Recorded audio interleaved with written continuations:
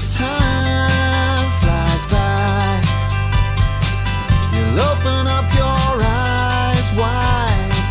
You feel it's gonna go your way.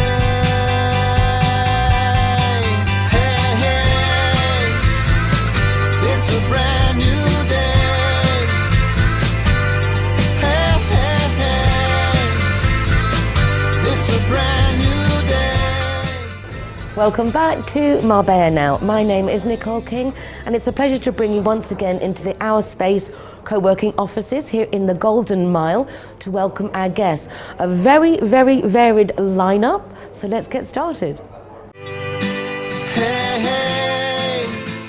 Not everyone will recognise this handsome young man sitting next to me. Here's Jan Weima, one of the founders of Triple A Animal Rescue Centre here in Marbella. Lily's been coming in every week for the last year or so to give us an update on what's going on in Triple A, but Jan was, as I say, one of the founders just over 25 years, 26 years ago now, Jan? 26 years now, yes. Pay you homage, my sir. That was quite an achievement. Long time ago, but thrilled to, very proud to have been one of the co-founder members, because it wasn't only me, you know, it was another Dutch lady and a Swedish lady, and we said we're going to get on with this. Let's go to the public notary and make this all legal and establish what is now a very much of an institution of Marbella, the Triple A. And one of the few places in Spain that animals are taken in and you keep them alive and you look for homes for them, as opposed to, for example, in Alaurín, when after 10 days they're put to sleep. Correct. If people don't claim them and it's not even enough time to go find them, if you foreigner, you don't know where to begin. Very sad, very sad. We have sacrificed zero. Of course, some people will argue that what we say, but don't forget, if a poor animal has just been run over and is bleeding from his nose, his ears and his mouth and is suffering, obviously the humane thing is to put him down. That doesn't mean to say, you know, we now, for example, got a little puppy and somebody must have kicked him so hard that his jaw has dislocated. So we had to operate on his jaw, and he's being fed by a little tube that is put in his neck. So this is the extent the AAA go to actually make sure that we keep the animal alive. I find it quite amazing. One thing is the amazing amount of puppies that are just dumped in bags, in bins, dumped on your doorstep. But one thing I find shocking is when you get old dogs dumped on your doorstep. Who has a dog for 9, 10, 11 years? I know you're talking about the boxer. And when they get old and poorly, it's like, it's just, I don't understand. Yeah, it is very sad, but it's also the financial side of it. You know, vets are not that cheap, and consequently the people, when the dog starts to suffer arthritis or whatever, they tend to not to be able to cope with the financial side of it. And this is what I always say to the viewers: if you're going to select a dog, it's for life. It's not only for a few hours, it's not only for a few months, it's for life. That animal is going to be with you 12, 13, 15 years. So consequently, think very, very, very seriously when you're going to adopt a dog. You know, I was saying in the Spanish program the other day, the kids, mommy, I want the puppy, and the pressure to those parents is so high that all of a sudden the parents, okay, give in, you can have the puppy. And this is the worst thing we can do, parent can do, actually being pressurized by the child to have a puppy, because the result is that very shortly we're already receiving a few of the puppies which were given as a present. And this is already coming. You're already getting the feedback from this. Well, the actual comeback. Very sad. Yeah, very sad. We, you know, as I said, I'm a little bit disturbed of the state of the animals. You know, this other dog, who's a little Podenco, which we operated very successfully. He must have been kicked on the side, and his liver and his intestine have moved into this rib cage. Oh my lord! Yeah. But the operation, I must say to you, cost 1,500 euros. It was totally subsidized by those wonderful volunteers and members. Everybody chipped in to pay for the operation. Is this dog, and touch wood, he's doing very well. And does he have a home to go home to? Yes, he's already reserved for Germany.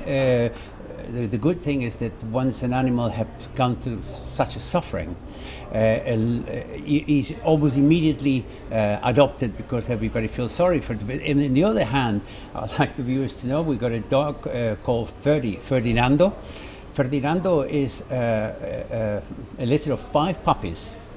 4 of them sisters and brothers were adopted. He hasn't. He's been in the AAA, and I like to stress very much this, he's been in AAA 4 years and 4 months. So probably half of his life would have been in AAA, and it's very, very sad. If anybody thinking about adopting Ferdinand, or Ferdy as we call him for short, he's a wonderful, wonderful dog, and he needs a home. He needs to get out of the cage that he's been in for the last 4 years and 4 months. It's lovely that you take the animals in, but for an animal, especially one like, say, the boxer last week, if you've been in a home and then suddenly you find yourself in a cage with other dogs, the trauma that those animals go through, because they do go through trauma. The they stress, really, you can see the... Oh, the stress is tremendous. You know, the constant barking, some lazy dogs always to sleep, they can't sleep because of the constant barking. And I must say, Nicole, this is applied to us, all the staff, all the people who volunteer, members, and you go out there to clean, to walk dogs and everything. For us, it's very, very stressful as well. I have a lot of people say, oh, my dog doesn't stop barking, you know, and I said, how many dogs have you got? And she said, 1. We got 305. Yeah, I don't know how Bettina does it, because she sits there all day. The times I've gone there, and you're standing there, you're trying to have a conversation, all you can hear is this barking, and it's like, how she manages to concentrate and all that administrative paperwork, because it's not just feeding the dogs, healing the dogs, treating the dogs. When dogs come in, they've got to be chipped, they've got to be vaccinated. Rabies, passport, everything. But I like to stress also, well, I use your program, which has a lot of viewers, to actually say, a lot of people say to me, oh, Jan, I don't want to go up there because I feel sorry for the animals. And I say, don't. Because if you feel sorry and don't go, you don't go, nobody will go up there to take those animals for a walk, to give them love and affection. So yes, I had that as well, trying to get over that barrier of what poor animal is. Poor animal if he's left on his own up there. So I stress once again, I ask the people, please come up to AAA. Saturdays is a tremendous fun, as you know, it's a walkie day, and How many dogs need walking on average on a Saturday? Well, we walk the 305 dogs. Every single dog walks. We start at 9 o'clock in the morning. You can come later if you wish. We do a bit of cleaning, preparations, leads, water, and they have a run. We usually by about 2 o'clock, 2:30, we're finished if everything goes well.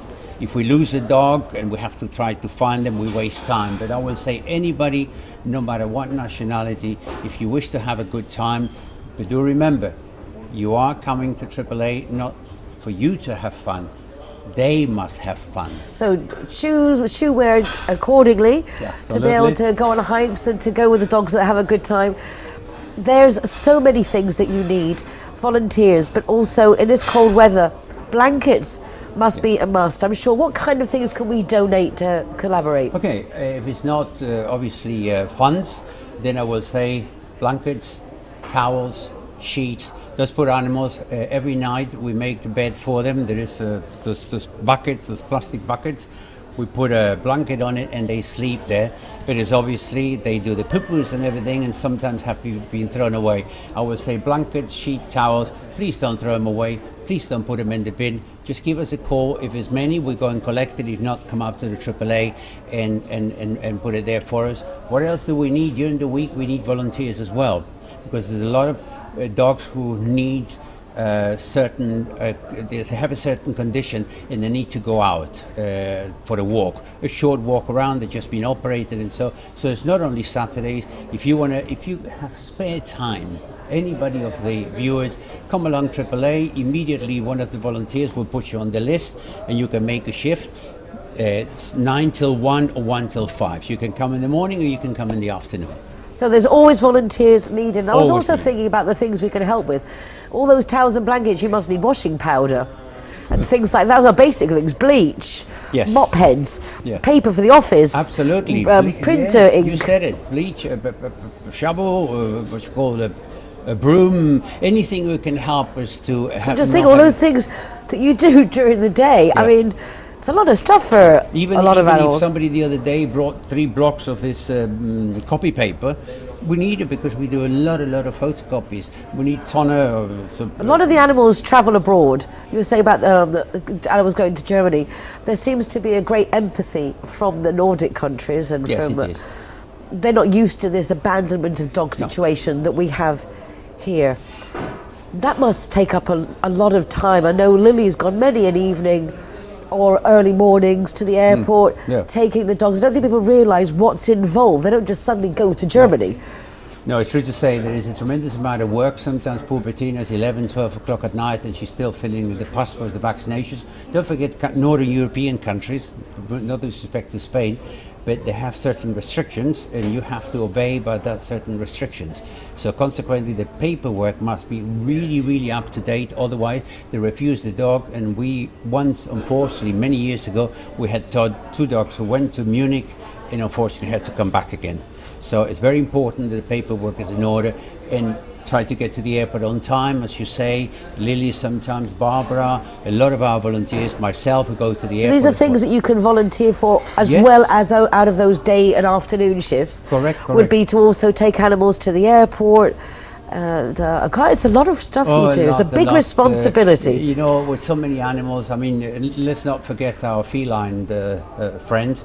We got 140 cats. I must say that the cat house is in a super condition, but it was built for being a cat house.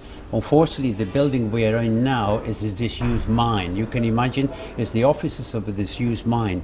So consequently, we had to adapt it to being a shelter for animals. But you know something, Nicole, I have a very good friend. He's a top vet in the United Kingdom. His name is Mark Abraham. Mark Abraham is no longer a vet. He's now does in Parliament all the things to do with the protection of animals. And he came a couple of months ago to Triple A and he said something, Jan, you know something? He said, all the dogs here, the 300 and odd dogs, they all wag their tail. He says, if you come with me to Battersea Home Dog, for example, they are in a glass cage, they are quiet, they are sad, tail down. And may I say something, Britain is a tremendous country when it comes to animals, and I adore Britain and their people, but Britain has problems as well. I only heard yesterday that in the region of 60 to 65,000 dogs are put down every year. Oh my Lord. In the United Kingdom. So we have to respect as well the Spain. In that way, we live in a very rural area. Consequently, the people in the farms, as you know, they don't have the same attitude as the city people. And sometimes they see a litter and say, "Oh, there is the litter, 5, 6 dogs." But we're doing well. We're advancing. The social media is doing a lot for us to advance. The politicians are taking this quite serious, because if they don't take it serious, Nicole, if they don't take this matter serious, we're going to have hundreds of thousands of dogs floating around. I mean, it'd be a nightmare. No, I mean, I have to say, without a doubt, Marbella is cosmopolitan. It's very clean, and a lot of to do with that is because you are taking the dogs off our hands. I was just thinking the other day, we've got the Davis Cup coming, and one of those things that makes Marbella great is because we have a Triple A here. We are amazingly coming to the end of the interview. Anything you want to share with our just listeners very quickly? You go to the AAA. You want to adopt a dog, but you can't because your situation is not right. You're not allowed the dog in the apartment or whatever it is.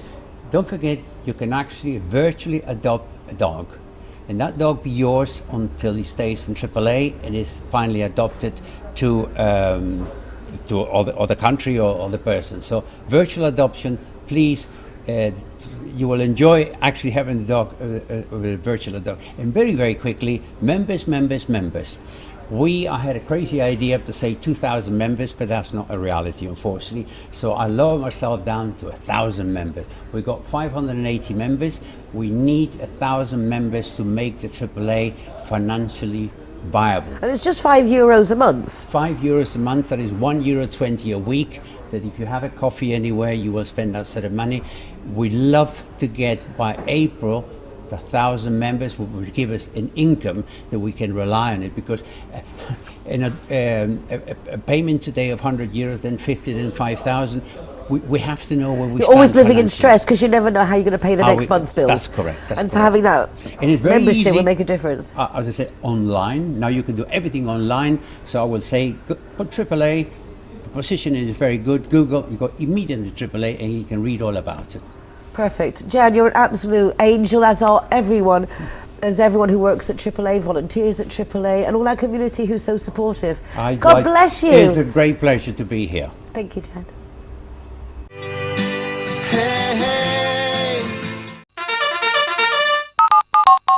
Yeah, I'm here in Marbella, but it says here I'm in La Canada. If you haven't mastered the lingo, don't worry. Linear Director has a free GPS geolocator service that will come and find you. Hey, hey. Thanks for joining us this evening. If you do come to the Airspace offices, come and meet lovely Maria. And if Carlos isn't here, she'll take you around. Maria's the one who helps everybody here get all those administrative things done, even picking up your laundry. How about that? If you've got to go to the dry cleaners, Maria's game for everything. Take care of yourselves. Be kind to each other, and we'll be back again tomorrow. Take care, friends. And as time flies by, you'll open